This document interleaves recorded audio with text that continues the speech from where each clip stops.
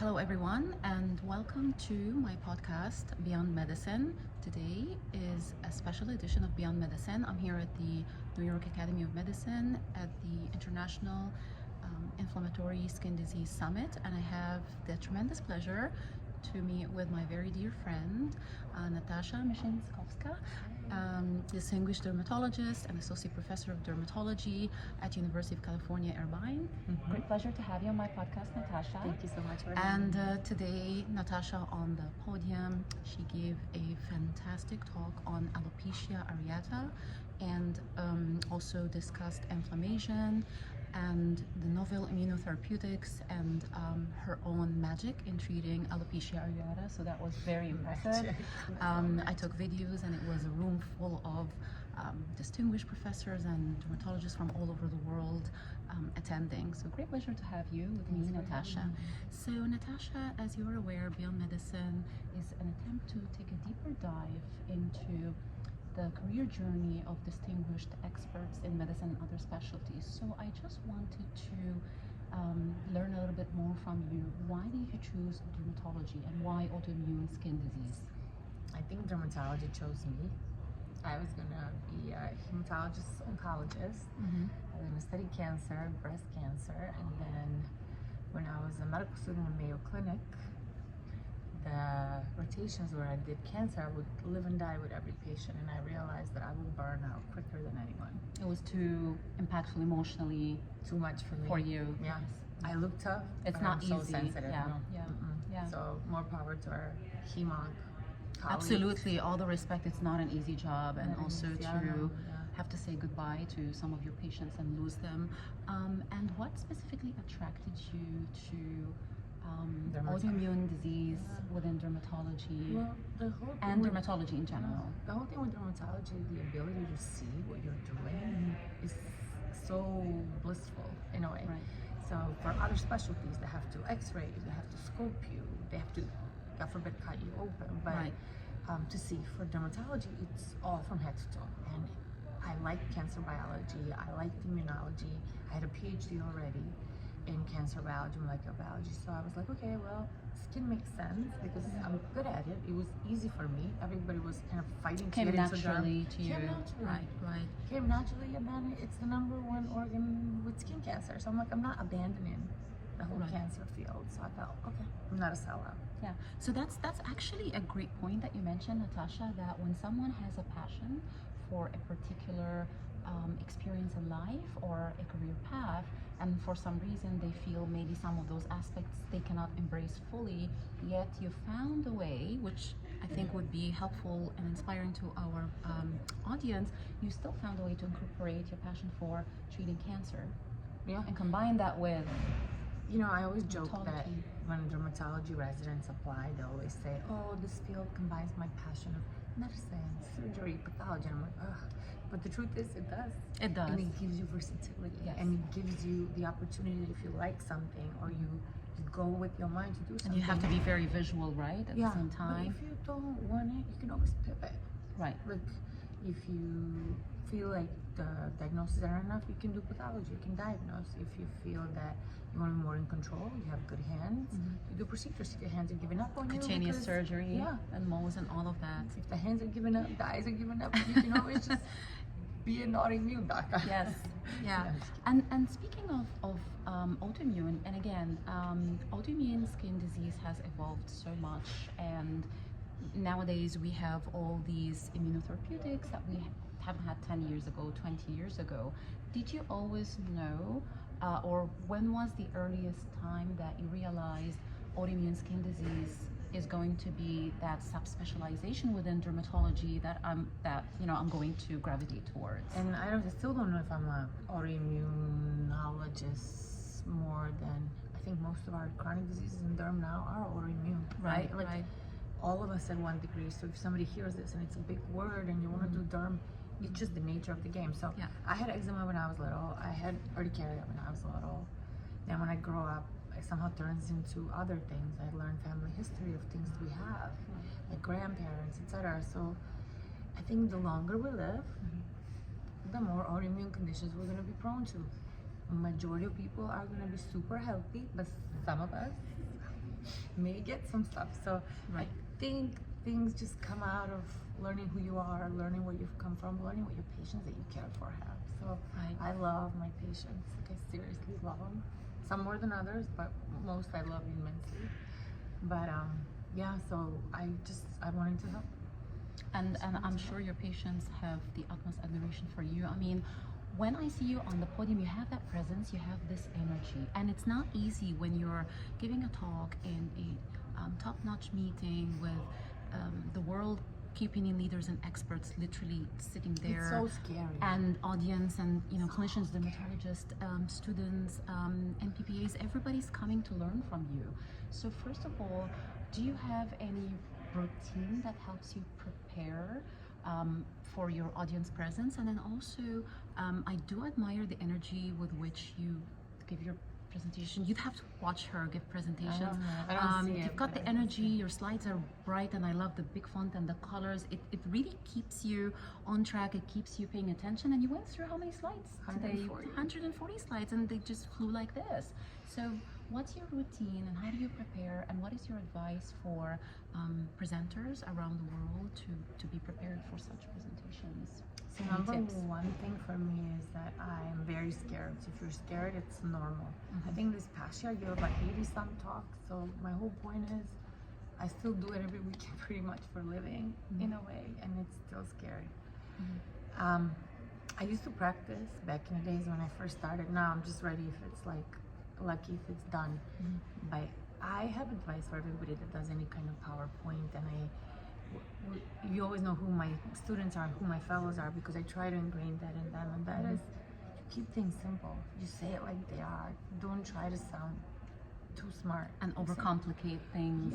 Right. But maybe some people don't think I'm like very sciencey and very Ivy League-y, when you talk sometimes. I actually did find that you incorporated a lot of bread and butter immunopathogenic pathways into your slides, and you added the right dose, so it's not over scripted in terms of complexity, and yet you put the necessary amount that we as an audience can What do you understand. think? Like when people show you like 4 graphs and 3 Western blots, are you like, okay, now it can be overwhelming if you're not versus a me just specialist. telling you, Yes. I looked at the 4 graphs and the 3 Western blots. Let me tell you what they say. Right.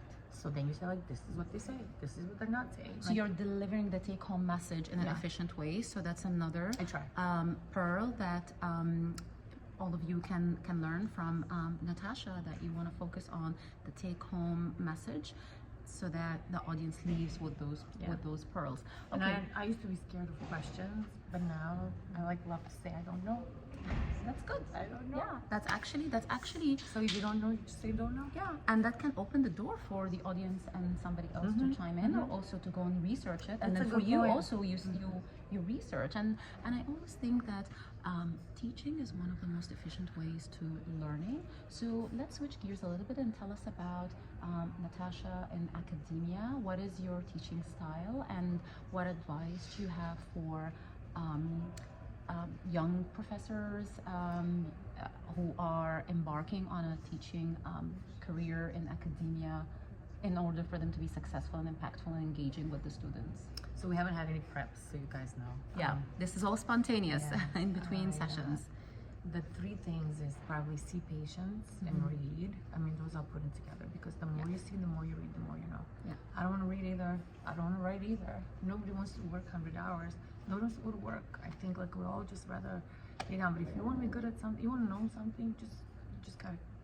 You gotta do it. You have to put the effort. Yeah. The second thing I always tell my students in academia is honestly to do what I don't do, which is take care of myself and sleep. So I try to tell you guys to be smarter than me. To pick your partners right, because your partner is going to define your life more than you really want to know.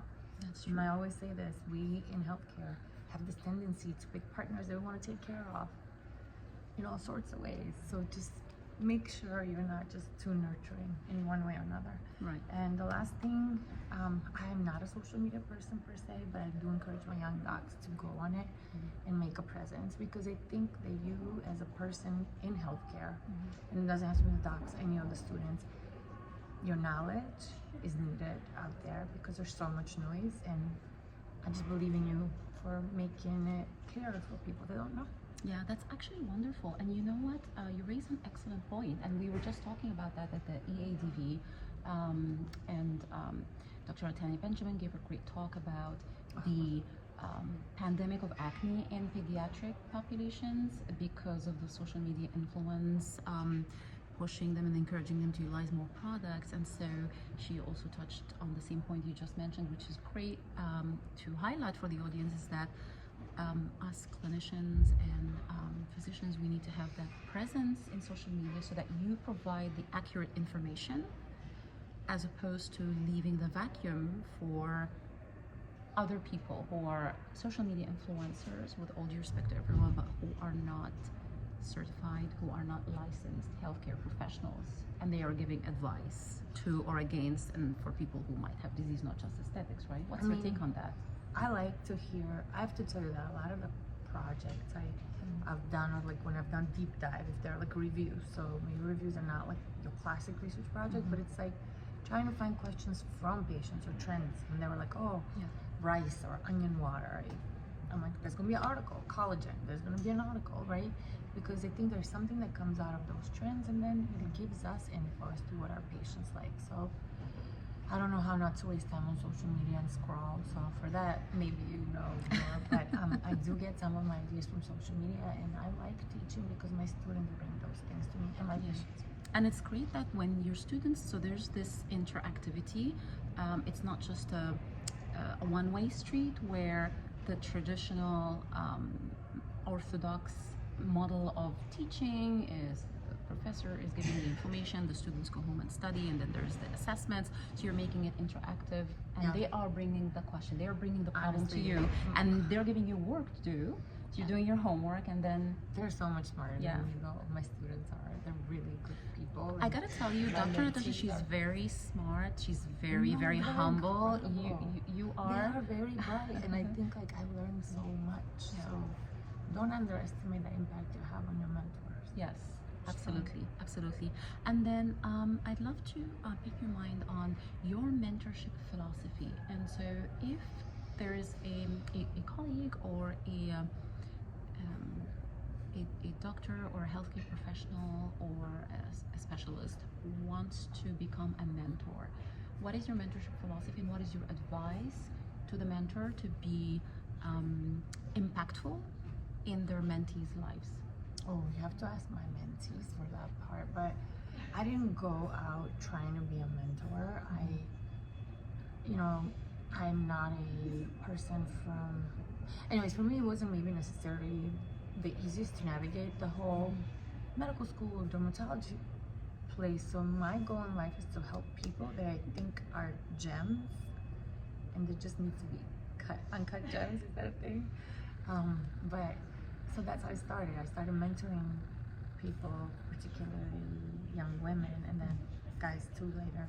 But my goal was, okay, I want to help one person a year get in. So help them refine their skills and identify their areas of strength. And I love that you are bringing work on the weaknesses. Like if a person is shy and they can't talk, I push them, and they probably hate me for it. I don't know, but you get them out of their comfort zone. So some people have 10 kids. I have 10 mentees. Yeah. That's wonderful. And also, I admire that you bring up women empowerment. So, have you had women mentors? I mean, I bet you must have in your life who helped shape Natasha in your career endeavors, or can you share a little bit about that? Wilma Barkfeld, and she had maybe hundreds of mentees through her career. Most distinguished Through her, you learn that you're not the only person out there. So it's not like you sit down and somebody babies you. I think I babied my first generations maybe too much because I just love my mentees. She did too, but like with her, you knew how to share. And there were people that like, I think every person you interact with in life leaves an imprint on you. Yeah. But my women mentors, but my guy mentors too. I don't know, I can hang out with the guy colleagues till like 2, 3 in the morning and do stuff without feeling left out. Right. If that makes sense. And maybe that's why I'm so too. masculine. Yeah. Somebody told me I'm too masculine. I'm like, okay. I don't think so. I find you very feminine, but and I'm very you're like driven. tough and rough, but it is who I am. It's my personality. But I think mentors come from both. Like Dr. Smek has been my mentor, Dr. Chris Zach, everybody. And I don't know. I think I said yes to a lot of things, raised my hand to a lot of stuff. And that's the secret to my... So you were not shying away from getting out of your comfort zone and kind of like jumping in the pool, as we say here in the US. And like you, I've been fortunate too for having amazing men and women mentors in my life. So we send our warmest regards to Dr. Mark Lebon, Dr. Emma Beckman, and many others. And so let me ask you a question. What are some of the challenges that faced you along your career or early in your career, and how did you overcome them? If we could share lessons learned for our audience. I mean, where do I start? Which part of my life? So I had the fortune to grow up on my own after the age of 16. That being said, on my own, met a lot of nice people who helped me out. But it also meant that I did not know where I'll live maybe next year. And I had to be on my best behavior at all times. I was a shy person. So like, when you say like charismatic on stage, I still don't see it. Because my whole life I was shy. And I was always like, I think I didn't kind of blow up till, not blow up, come out of that till like 30 or 29. So if you're shy, there's still time. Yes. There's still a lot of time. Yes. Yes. And I think I laugh at myself, and I don't know. So, the obstacles, just that whole thing of being on your own and not knowing. So to being independent at a very young age and kind of... You just don't know. Not. No, yeah. And I didn't learn how to drive till 22. You know why? Because I didn't have money for a car, and then my friends had taught me little by little. So that's kind of sad for America, right? Like 22, and I didn't live in New York, so not sad, but in a funny way. Like, but you built yourself. You had that. You know, you do have People that built me. resilience. I can see it through you, where you also allow them to help you, because sometimes I can't do it on my own. Yeah. Of course, we need to lean on one another, and I always tell my colleagues and the teams that I've led and collaborated with is each one of us, we have our own unique strengths. We need to, and the way to build high performing teams is to leverage each other's unique strengths and help build each other up. And so it's also important to be open, as you are open to others helping you realize your strengths, helping you build those strengths, and I'm still building. And you're helping. Don't we build we every continue. day? Yeah, we continue. Like, we continue to build I'm and an invest. Imperfection in all ways. I'm far from, and that's what I realize is that I don't know so much. And I think every time I step on stages or anything, I know that there's 10 mentees that got me there, 20 mentors, hundreds of students. So I feel like I represent all of them, and I hope I don't embarrass them too much. So extra pressure. Yeah, I'm sure they're very proud. And it does, as we say, it takes a village to raise a child. It takes a whole universe to shape us into our own unique individuals. And you're an accomplished dermatologist, you're an accomplished women physician, you're an accomplished associate professor. You have this amazing energy.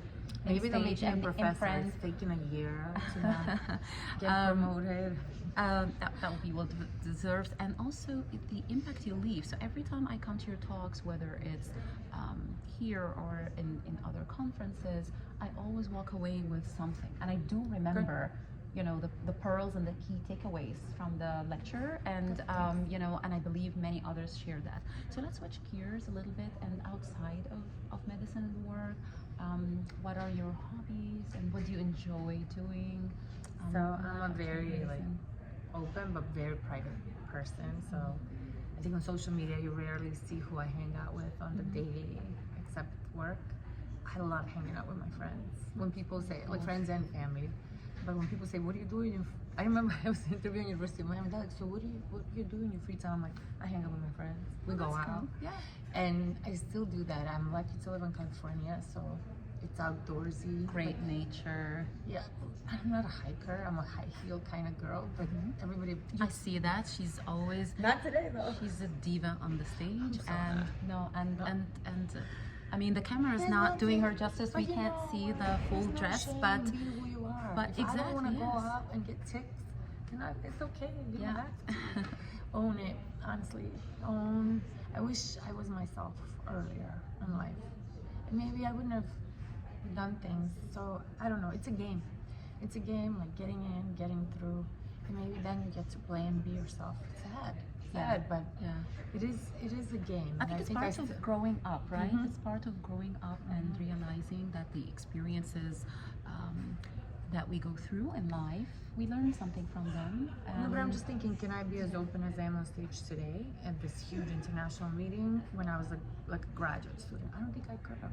I don't think that would have gone over well with my teachers who hadn't seen a stage, you know what I mean, in a long time, like, or who had different expectations. I'm not offending anybody. I have cool teachers all the time. But, you know, I just had different expectations. So. Yeah. And it does take practice, right? To be comfortable on the stage and to, own the stage and to build your confidence in it and to be I don't see it. I need to see focus. It. I don't know maybe you should show you, like, I took a mini clip of you on stage today, so I'll send it to you. You do on the stage, and so, and now... Can somebody get me on Broadway or something? I can't sing, but I'll all out for Broadway. And so, and to end this episode, I just would love to hear your thoughts, your message to people out there who are interested in the specialty. What would you advise them, medical students or aspiring early career clinicians who are interested in this specialty in particular? What would be your advice for them? Dermatology is the best field out there. I don't know who she will have on this podcast with other specialties. I've had a plastic surgeon and I've had a urological surgeon. Yeah, don't judge. I mean, I've seen those, but I mean, who in the future? Yeah. My whole thing is don't judge the specialty by me. Get some more proper, maybe cooler people. But if you like it, it's the best of medicine because you have to know it all. You have to know your medicine, you have to know your surgery, you have and to your know immunology, your pathology, everything. Which shouldn't scare you, but it's been a blessing. I think dermatology has been the best decision of my life. Yeah, that's great. Oh, I didn't realize that till today. Yeah. See, I made one good decision. Thank you so much for having me. Thank you so much, Natasha. I appreciate you, with your very busy schedule. So Natasha has been generous with her time, and she's got meetings and presentations, but I could not miss the opportunity of you coming from California to Manhattan without meeting. So thank you so much. Great honor to have you on the podcast. Thank you so much. And so till next time, take care. Bye-bye.